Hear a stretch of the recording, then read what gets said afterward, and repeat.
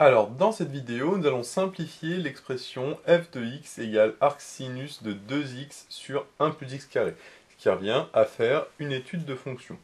Alors, cet énoncé peut paraître assez simple, mais on va voir qu'en fait, il n'est pas si évident que ça. Par contre, c'est un exercice qui est très classique, qui est très intéressant à plusieurs égards, que ce soit pour l'ensemble de définitions de dérivabilité, pour l'étude de la fonction arcsinus, pour la primitive, la dérivée, etc. Donc on va voir qu'il y a plusieurs pièges dans lesquels on peut tomber dans l'exercice, et donc on va voir justement ces différents pièges qui peuvent se retrouver dans d'autres exercices du même style. Alors, pour calculer et simplifier cette expression, il va d'abord falloir déterminer l'ensemble de définitions, puis l'ensemble de dérivabilité, puisque la méthode pour simplifier cette fonction, ça va être de la dériver et de faire la primitive de la dérivée. Parce qu'on va voir que la dérivée est en fait plus simple que la fonction elle-même. Alors on va déjà rappeler des choses sur la fonction arcsinus, que ici c'est une fonction composée avec la fonction arcsinus avec à l'intérieur une fraction rationnelle. La fonction arcsinus, si on se rappelle, ce qu'on avait vu dans le chapitre sur la trigonométrie, c'est qu'elle est définie sur moins 1 et à valeur entre moins pi sur 2 et pi sur 2. Donc elle fait quelque chose à peu près comme ça. On voit donc que la fonction est impaire, arcsinus est impair, parce que sinus, la fonction réciproque, est impaire également. Donc on pourra s'en servir, mais ici ça n'a pas beaucoup d'intérêt, c'est juste une petite propriété qu'on pourra vérifier à la fin. Mais la fonction arcsinus est définie sur moins 1, à valeur dans moins pi sur 2 ici n'a pas beaucoup d'intérêt. Par contre, ce qui est important surtout, c'est qu'elle est définie sur moins 1 fermé, puisque ici et là, elle est définie. Donc ma fonction f, pour qu'elle soit définie, il faut d'une part que la fraction à l'intérieur soit définie, et en plus que la fraction à l'intérieur appartienne à l'intervalle moins 1, puisque c'est arcsinus de tout ça. Alors d'abord, on va regarder la fraction à l'intérieur. 2x sur 1 plus x carré, ça c'est défini sur R, puisque 2x et 1 plus x carré sont définis sur R, et que 1 plus x carré est strictement positif. Donc le dénominateur ne s'annule jamais, donc pas de problème à ce niveau-là. Par contre, on a dit qu'il fallait que 2x sur 1 plus x carré soit compris entre moins 1 et 1, puisque arcsinus est défini entre moins 1 et 1. 1 plus x carré étant strictement positif, je peux multiplier partout par 1 plus x carré. Donc ça me donne que 1 plus x carré, et ici moins 1 moins x carré, puisque j'ai multiplié le moins 1 par 1 plus x carré. Ça veut dire, si je fais séparément, il faut que j'aie ça qui soit vrai, et ça qui soit vrai. C'est-à-dire, il faut que moins 1 moins x carré soit inférieur à 2x, et que 2x soit inférieur à 1 plus x carré. Si je passe tout à droite, ici ça va me donner 0, et à droite ça va me donner x carré plus 2x plus 1. Je fais exprès de le mettre dans cet ordre-là pour retrouver une identité remarquable. Et de la même manière ici, si je le passe le 2x à droite, ça va être x carré moins 2x, que le 2x va devenir moins 2x plus 1. Donc il faut que je sache pour quel x est-ce que ces deux égalités sont vraies. Sauf que x carré plus 2x plus 1, je sais que c'est x plus 1 le tout au carré, et de la même manière, x carré moins 2x plus 1, je fais que c'est x moins 1 le tout au carré. Or, x moins 1 au carré est toujours égal à 0, et x plus 1 au carré est toujours égal à 0 également. J'en déduis donc que la fonction est définie sur R, puisque ce qu'on vient de montrer, c'est que ça c'est tout le temps vrai, c'est-à-dire que ça c'est tout le temps vrai. Donc 2x sur 1 plus x carré est toujours compris entre moins 1 et 1, et quand c'est tout le temps vrai, ça veut dire que c'est sur R. Par contre, au niveau de l'ensemble de dérivabilité, c'est un petit peu différent, puisque f est défini sur moins 1 ouvert, enfin arcsinus pardon, est défini sur moins 1 ouvert, c'est-à-dire qu'ici, il faut que ce qui est dans la parenthèse soit strictement compris entre moins 1 et 1. Ce qui revient à remettre des strictement un peu partout. Voilà. C'est pour ça que j'ai laissé et que ce qu'on a fait avant sur l'ensemble des définitions exactement pareil, sauf que c'est strictement.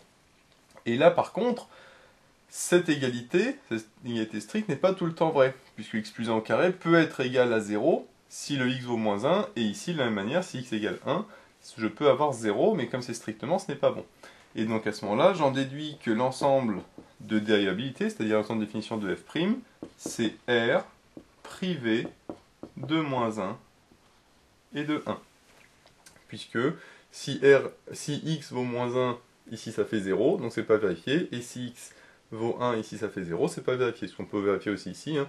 Si x égale 1, ça fait 2, sur 2 qui égale à 1, qui n'est pas strictement inférieur à 1, et de la même manière, si x vaut moins 1, ça fait moins 2, qui n'est pas strictement supérieur à moins 1, donc c'est faux. Donc ça veut dire que f est défini sur R, mais dérivable sur R privé de moins 1. Alors ça n'a pas beaucoup d'importance pour la suite du raisonnement, si ce n'est à la fin. On verra pourquoi une fois qu'on aura calculé la dérivée. Donc là, on garde en tête que f est définie sur R, mais qu'elle est dérivable sur R privé de moins 1 et de 1. Une fois que j'ai trouvé que f était dérivable sur R privé de moins 1, je vais pouvoir calculer f' de x. Bien sûr, pour tout x appartenant à R privé de moins 1. Alors on sait que la dérivée de arc sinus u, ça donne u' sur racine de 1 moins u carré. C'est une formule à connaître, la dérivée de arc sinus, on l'avait vu dans le cours sur la trigonométrie, avec ici le u qui vaut 2x sur 1 plus x carré. Alors comme on va le voir, l'expression est assez longue, donc rien que le calcul de la dérivée ici peut amener à pas mal de petits problèmes, surtout qu'il y a une petite subtilité à la fin. Donc on va appliquer cette formule avec le u qui est égal à la fraction à l'intérieur. Donc on va d'abord calculer le u et le u'. Donc le u c'est 2x sur 1 plus x carré. U', et ben, comme ici j'ai u sur v, ça va me donner u'v moins uv' sur v carré, avec le u qui vaut ça et le u' qui vaut ça. Bien sûr, c'est pas le même u qu'ici. Donc là, je vais aller assez vite parce que c'est juste un calcul de dérivée de quotient qui est plutôt simple. Donc en dessous, on a v carré. Au numérateur, on a u'v, donc ça fait 2 fois 1 plus x carré, moins u, c'est-à-dire 2x fois v', la dérivée de 1 plus x carré, qui vaut 2x. Donc si je simplifie le numérateur, parce que le dénominateur on ne le développe jamais, ici ça va me donner 2 plus 2x carré. 2x fois 2x fait 4x carré, donc ça fait moins 4x carré. Et je vais pouvoir regrouper les 2x carrés, ça fait 2 moins 2x carré, divisé par 1 plus x carré, le tout au carré. Donc voilà mon u'. Donc finalement mon f', on a dit que c'était u' sur racine de 1 moins u carré. Donc si je remplace, alors faire attention parce que ça va me donner une fraction au numérateur et une fraction au dénominateur. Donc le u', je viens de dire que c'était 2 moins 2x carré divisé par 1 plus x carré au carré. Et au dénominateur, j'ai racine de 1 moins u carré. U carré, c'est tout ça au carré, c'est-à-dire 2x au carré divisé par 1 plus x carré, le tout au carré. Alors, c'est là que ça va être un petit peu délicat. Moi, ce que je conseille de faire, c'est déjà de mettre la fraction devant. Comme ça, ça fait que le 1 plus x carré au carré va être devant la racine. Et au numérateur, je vais factoriser par 2.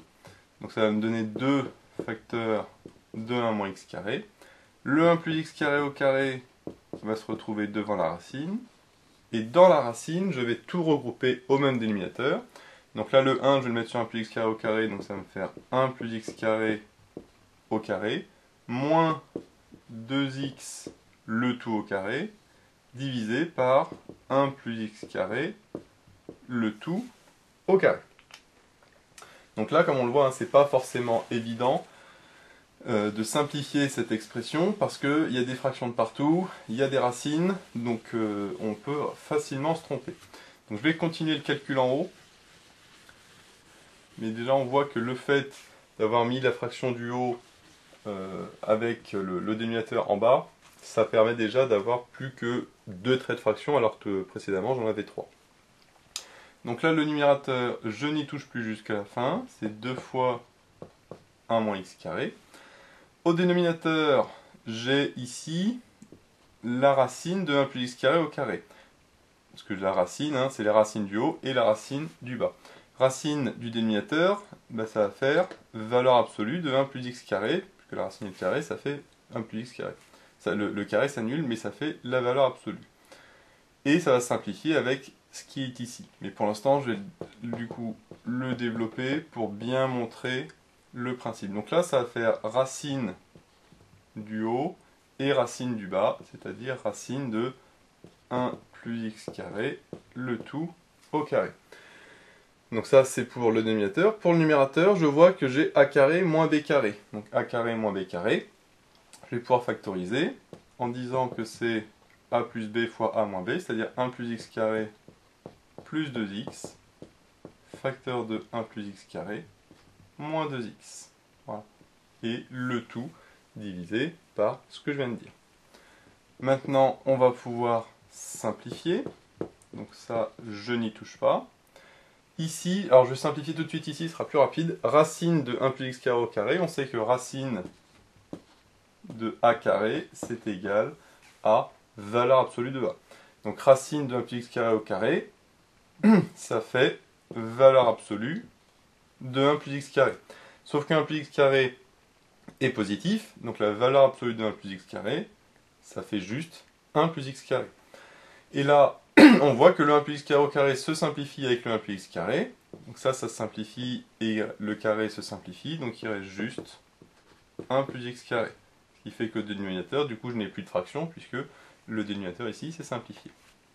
Maintenant, qu'est-ce que j'ai dans la racine? Ici j'ai 1 plus x carré plus 2x. Là on reconnaît une identité remarquable qui est x carré plus 2x plus 1, c'est-à-dire x plus 1, le tout au carré. À droite, j'ai la même chose, j'ai x carré moins 2x plus 1, et x carré moins 2x plus 1, je sais que c'est x moins 1, le tout au carré.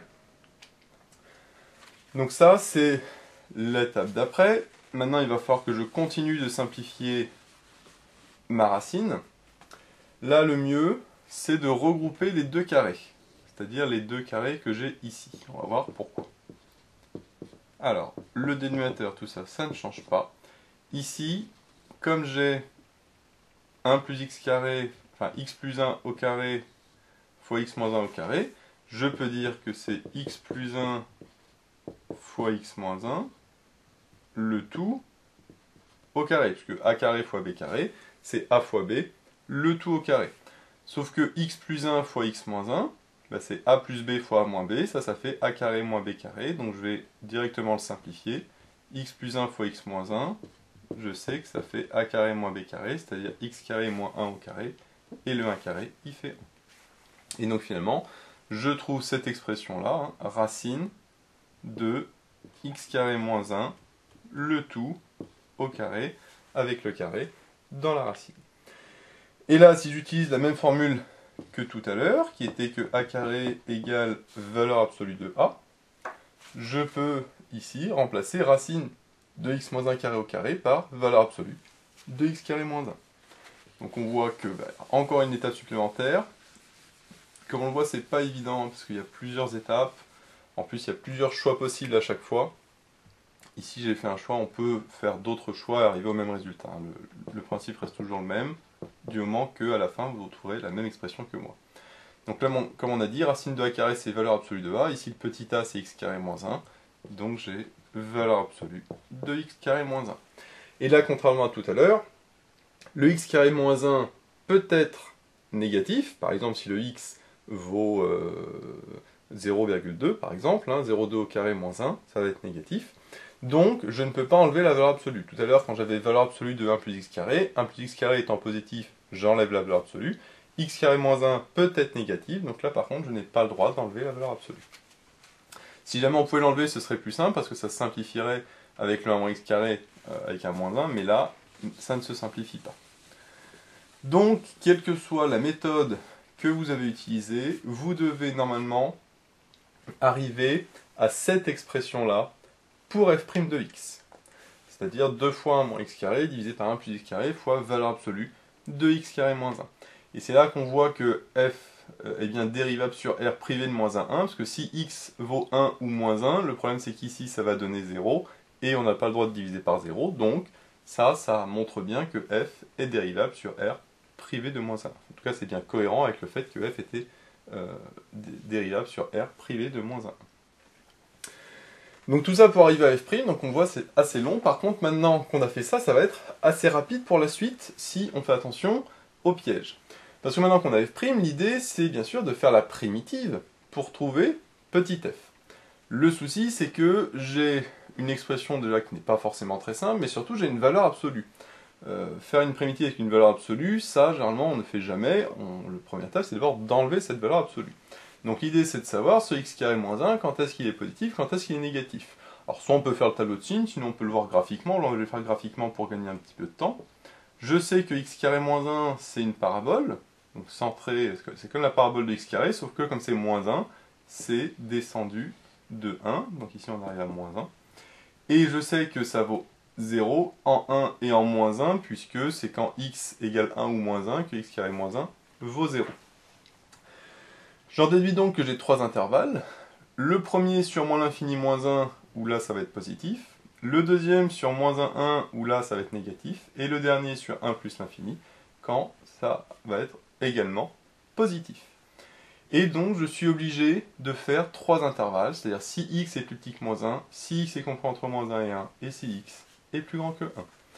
Donc, premier cas, si x est inférieur à moins 1. Alors je mets strictement parce que sinon, du coup, si x vaut moins 1, je tombe sur la valeur interdite. Donc je ne me préoccupe pas pour l'instant de ce qui se passe en 1 et en moins 1, ça on verra par la suite. Donc si x est strictement inférieur à moins 1, je vois que x carré moins 1 est supérieur à 0, puisque je suis dans cette partie-là. Et comme c'est supérieur à 0, je peux enlever la valeur absolue. Ce qui fait que f' de x est égal à 2 fois 1 moins x carré divisé par 1 plus x carré fois x carré moins 1. Là, j'ai enlevé la valeur absolue. Sauf qu'on voit que 1 moins x carré sur x carré moins 1, ça vaut moins 1. Pourquoi? Parce que 1 moins x carré, c'est moins, entre parenthèses, x carré moins 1. Si de là c'est moins x carré plus 1, je retombe bien là-dessus. Donc quand je divise par x carré moins 1 de part et d'autre, x carré moins 1 ici, ça se simplifie. Donc ça me fait moins 1. Donc 1 moins x carré sur x carré moins 1, ça fait moins 1. Donc en simplifiant, ça va me donner moins 2 divisé par 1 plus x carré. Et là, on voit qu'on obtient une expression qui est tout de suite beaucoup plus simple, puisque je sais faire la primitive de moins 2 sur 1 plus x carré. La primitive de moins 2 sur 1 plus x carré, le moins 2, je peux le laisser devant, c'est une constante. Et la primitive de 1 sur 1 plus x carré, je sais que c'est arctangente de x. Ça, faut le savoir, hein. Ça c'est impérativement à connaître. La primitive de 1 sur 1 plus x carré, c'est arctangente x. Et donc, j'en déduis que f de x égale moins 2 fois arctangente x. Mais attention, plus constante, ne surtout pas oublier cette constante, que si on l'oublie, c'est tout faux. Et ici, on va voir que typiquement la constante, en plus, n'est pas nulle. Alors, comment déterminer cette constante? On a deux méthodes. Soit on fait en la valeur limite quand x est égal à moins 1, par continuité, puisque f est continu, donc du coup on peut dire qu'en moins 1, faire la limite de ça en moins 1, et puis calculer f de moins 1 avec l'expression ici. Ça c'est la première méthode, sinon on peut faire aussi la limite quand x tend vers moins l'infini, parce que si x est inférieur à moins 1, on est dans cette partie-là, et donc on peut faire la limite quand x tend vers moins l'infini, et à ce moment-là faire la limite de ça quand x tend vers moins l'infini. C'est un petit peu plus compliqué, donc là on va pas trop s'embêter à faire ça.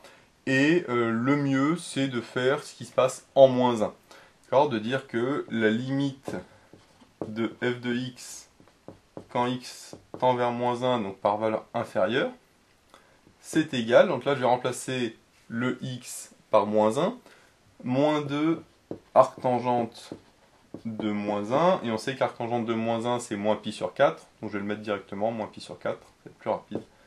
Donc fois moins pi sur 4, plus constante, est égal du coup à f de moins 1 par continuité, ça c'est la définition de la continuité de f en moins 1, et f de moins 1, je vais le calculer avec l'expression qui est ici.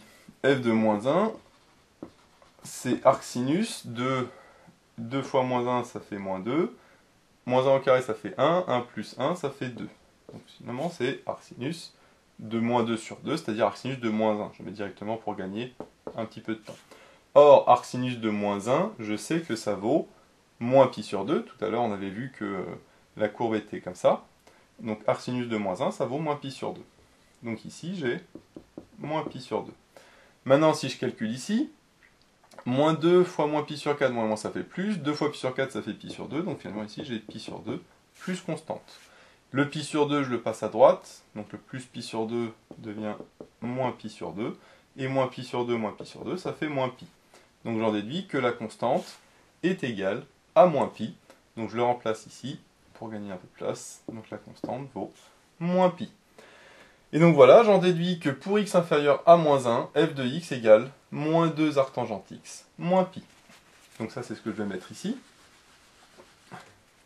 Donc c'est égal à, donc je fais une petite accolade, en mettant que c'est moins 2 arctan de x moins pi si x est inférieur à moins 1. Je pourrais même mettre inférieur ou égal, parce qu'on a utilisé ici la continuité de f en moins 1.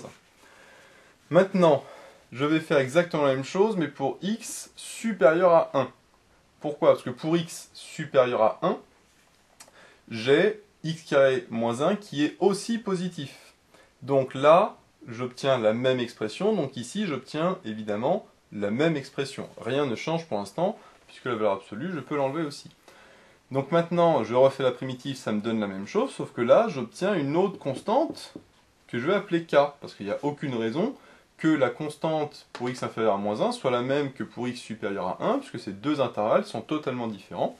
Donc, la constante doit être également différente. Et c'est ça la petite particularité de ce raisonnement, c'est que certains font directement la primitive, et après ils ne se préoccupent pas du fait que x est plus grand que 1, inférieur à moins 1, ou comprend entre moins 1 et 1. Ils se disent, bah, quand de toute façon c'est plus petit que moins 1 ou plus grand que 1, x carré moins 1 est positif, donc je fais la primitive, peu importe sur quel intervalle je suis. Mais en fait, le problème, c'est que la constante ne sera pas la même. Et là, on va voir justement que la constante ne va pas être la même. Donc maintenant, on va faire la même chose, sauf que cette fois-ci, on va faire la limite quand x tend vers 1. Donc cette fois-ci, ça va me donner arctangente de 1. Arctangente de 1, ça fait plus pi sur 4, plus du coup le k. Et ici, du coup, j'ai f de 1. Maintenant, si je refais le petit calcul, moins 2 fois pi sur 4, ça fait moins pi sur 2 plus constante. Et f de 1, si je remplace le x par 1, ça fait 2 sur 2, ça fait 1. Arcsinus de 1, ça fait pi sur 2. Ce qu'on avait vu tout à l'heure. Donc cette fois-ci, si je passe le moins pi sur 2 à gauche, ça va me donner plus pi sur 2. Et pi sur 2 plus pi sur 2, ça fait pi. Donc là, on voit que la constante est totalement différente, puisque k, cette fois-ci, est égal à pi. Donc là, j'ai pas moins pi comme tout à l'heure, mais plus pi. Donc j'en déduis qu'ici, je peux rajouter moins 2 arctan de x plus pi, cette fois-ci, si x est supérieur à 1. Et donc, j'ai fait exprès de le mettre pour x supérieur à 1, puisque ici, je vais mettre pour x compris entre moins 1 et 1, je vais le mettre là. Alors pour x compris entre moins 1 et 1, cette fois-ci, je suis sur cet intervalle-là, et là, au contraire, le x carré moins 1, il est inférieur à 0. Donc si x carré moins 1 est inférieur à 0, la valeur absolue de x carré moins 1, c'est moins x carré moins 1, c'est-à-dire moins x carré plus 1. C'est-à-dire 1 moins x carré, j'inverse les signes, puisque ce qu'il y a dans la valeur absolue est négatif. Et là, par contre, je vois que les 1 moins x carré vont se simplifier, donc contrairement à tout à l'heure, je n'aurai pas moins 2, mais plus 2, puisque c'est la même chose, mais avec un moins. Donc là, les 1 moins x carré se simplifient, donc je n'ai pas l'histoire du moins 1 comme tout à l'heure, donc ça fait juste 2 sur 1 plus x carré. Ce qui fait que dans la primitive, j'aurai 2 arctangentes x, plus une autre constante, une troisième constante, que je peux appeler c', qui n'a rien à voir avec les deux constantes du début. Maintenant, ce que je vais faire, alors je peux faire ici, non pas la continuité de f en moins 1, pour changer un petit peu, je vais prendre une valeur particulière de x, je vais prendre 0. Alors attention, j'ai le droit de prendre 0, parce que ici, j'ai mon x qui est compris entre moins 1 et 1. D'accord? Quand on faisait avec x inférieur à moins 1, ne surtout pas prendre une valeur particulière comme x égale 0, puisque c'est pas dans l'intervalle. Par contre, on pourrait prendre x égale moins 2, moins 3 ou moins 4, par exemple, quand j'ai fait x inférieur à moins 1, sauf que après on va pas forcément pouvoir calculer de manière simple, c'est pour ça que je l'avais fait en moins 1. Par contre pour x on prend entre moins 1 et 1, on peut très bien calculer f de 0, qui vaut 2 arctangente de 0 plus constante, sauf que l'arctangente de 0 ça fait 0, donc ça fait juste c'. Or f de 0, on sait que ça fait arcsinus de 2 fois 0 sur 1 plus 0, c'est-à-dire 0, et arcsinus de 0, ça fait 0. Donc j'ai c' qui vaut 0, donc ici, je peux l'enlever. Et donc entre les deux, ça vaut juste 2 arctangente x entre moins 1 et 1. Alors là, on va se dire, le souci, c'est qu'il y a des strictement au lieu de égal, donc en moins 1 et 1, qu'est-ce qui se passe? On a vu que de toute façon, arcsinus était continu, par composé de fonctions continues, donc on peut très bien mettre ici d inférieur ou égal, et on peut vérifier que en 1 et en moins 1, la fonction est bien continue, de toute façon c'est ce qu'on avait utilisé tout à l'heure. Alors une fois qu'on a fait ça, la dernière étape, c'est éventuellement de tracer la fonction, puisque maintenant qu'on a trouvé qu'est-ce que ça valait, on peut la tracer, parce que tracer ça, c'est pas forcément évident, même quasiment impossible, sans parce que cette fonction-là, très compliquée, donc après pour trouver arcsinus de ça, c'est presque impossible. Par contre ici, arctangente, je sais qu'est-ce que ça vaut, et donc je peux le tracer. Alors, on a 3 intervalles, donc s'il sera plus petit que moins 1, compris entre moins 1 et 1, et plus grand que 1. Donc on va commencer par ce qui est compris entre moins 1 et 1. Entre moins 1 et 1, c'est arctangente. Donc arctangente, je connais, ça fait quelque chose à peu près comme ça, puisque c'est une fonction impaire, qui est comme ça. Alors normalement, après, ça continue ici jusqu'à moins pi sur 2 et pi sur 2. Sauf qu'ici, ça s'arrête en moins 1, 1. Alors, on va regarder ce que ça vaut en 1 et en moins 1. En 1, ça vaut arctangente 1, ça vaut pi sur 4. 2 fois pi sur 4, ça fait pi sur 2. Donc ici, j'arrive à pi sur 2. Et comme c'est impair, ici, j'arrive à moins pi sur 2. Ensuite, qu'est-ce qui se passe pour x plus grand que 1? Ça fait moins 2 arctangente x, donc là, plutôt que de continuer, ça va au contraire redescendre. Et en plus l'infini, on peut faire la limite en plus l'infini, on l'a pas fait, mais on pourrait le faire. Si on fait la limite en plus l'infini, le arctangente tend vers pi sur 2. Pi sur 2 fois moins 2, ça fait moins pi plus pi, ça fait 0. Donc là, je fais là un petit peu vite, parce que c'est pas le but forcément. Mais ici, je viens de montrer rapidement que ça tendait vers 0. Donc après, ça va redescendre comme ça, et tendre vers 0, puisque arctangente, normalement, est croissante, donc avec le moins 2, ça devient décroissant. Et là, on voit une petite particularité, c'est que on voit très bien que ce n'est pas dérivable, puisque ça fait comme ça, et puis après, ça redescend comme ça, mais sans forcément faire quelque chose d'arrondi, alors ça fait plutôt quelque chose comme ça et comme ça. Donc on voit que f n'est pas dérivable en moins 1, ce qu'on avait dit tout à l'heure, hein, que f n'était pas dérivable en moins 1. Et de la même manière, moins 2 arctangente x moins pi, on pourrait montrer que ça tend également vers 0, et de manière symétrique, puisqu'on a dit que la fonction était impaire, et donc ici, ça va faire quelque chose de symétrique, comme ça. Donc le symétrique, un petit peu de ça, et de la même manière, ce ne sera pas dérivable en moins 1, et ça va tendre vers 0 en moins l'infini. Donc voilà comment tracer de manière très simple la fonction f, qui est arcsinus de 2x sur 1 plus x carré, à partir des expressions que l'on a trouvées. Donc comme on le voit, il y a plusieurs pièges là-dedans. Déjà trouver la bonne dérivée, ce qui n'est pas forcément évident, avec la valeur absolue qui reste. Donc ça, c'était pas forcément évident non plus de garder la valeur absolue, parce que si on la met pas, bon, on voit que c'est tout faux, parce que des fois c'est positif, des fois c'est négatif. Et une fois qu'on a ça, il faut bien voir qu'il y a 3 intervalles différents, et donc 3 primitives différentes, avec 3 constantes différentes. Ce qu'on voit ici, les constantes sont différentes. Elles auraient pu être égales, hein, rien ne dit qu'elles sont différentes, mais rien ne dit a priori qu'elles sont égales non plus. Donc on part sur le principe qu'elles sont différentes, et on les calcule avec la continuité de f, ou avec des valeurs particulières de f, de x, comme on avait fait par exemple pour trouver le arctangente x, on avait pris le x qui valait 0. Donc voilà, j'espère que cette vidéo vous sera utile. N'hésitez pas à vous abonner pour être au courant des nouvelles vidéos qui sortiront. J'ai mis le lien dans la description vers l'énoncé de l'exercice, ainsi que vers d'autres exercices sur les études de fonctions. J'ai également mis le lien vers la page Tipeee où vous pouvez soutenir Méthode Math. Et moi je vous dis à bientôt pour de nouvelles vidéos.